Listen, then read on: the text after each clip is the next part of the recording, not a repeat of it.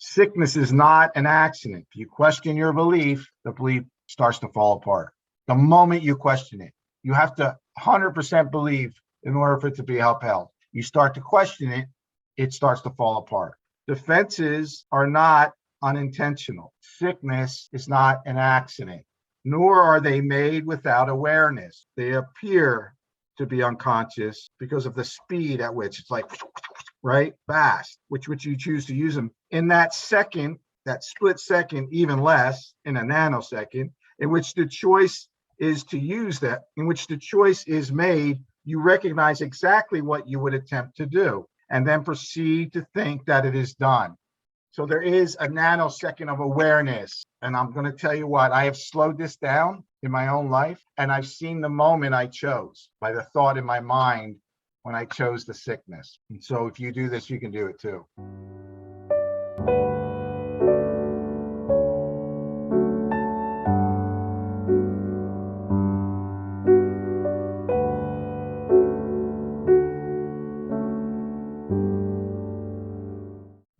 Sickness really isn't possible. And in the illusion of the world, the illusion of bodies, the illusion of myself as a body, one of the ego's number one defenses against the truth, which is that I am invulnerable and much, much more than a body, is sickness. And so that's the real purpose behind sickness. Not that we sit around consciously thinking, I'm going to get sick so I can defend against the truth, but that's really what it's about.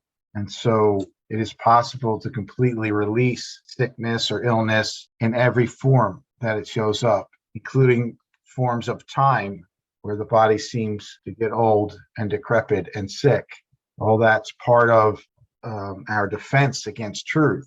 And then the truth can't happen. Truth of you cannot get old and decrepit and sick and then die. Right? And so it is possible, according to the Course, to become so aware of that truth that it shifts what we experience as a body. It shifts the body itself, because the body is just a reflection of beliefs. That's it. We have a body because we believe we are a body. If we didn't believe that, we wouldn't be able to hold all this light energy that's spinning around like little atoms in one, conglomeration or constellation called the body. The only thing that holds it together or makes it seem real or seem to be a solid thing is our belief that this is what we are and that this is all there is. And so as we're shifting and becoming an awakening, becoming more enlightened, the body will literally reflect that. And all of what we think we believe, or all the ones given to you by society and culture and all that stuff, things you believe you don't know you believe. One is, when I'm 60, I have this many wrinkles. When I'm 60, I have to get a hip replacement. When I'm 50, whatever, right? Men are no longer attracted to me. When I'm, whatever it is, like, we hold those beliefs together. So I have to be cautious with who you're around and what they're believing, what they're speaking out loud, because most of us are at the mercy of other people's words. To the degree that we're asleep behind the wheel, we're being programmed all the time. None of it has to go that way. Does not have to go that way. Look at Nate's living proof. He's 90 years old. Look at him. He's doing great. So it can happen.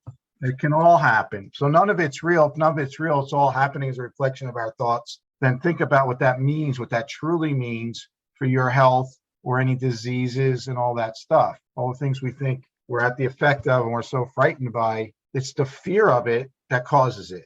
Instead of being fear mongers, let us be peace mongers. Let us bring peace and joy, right?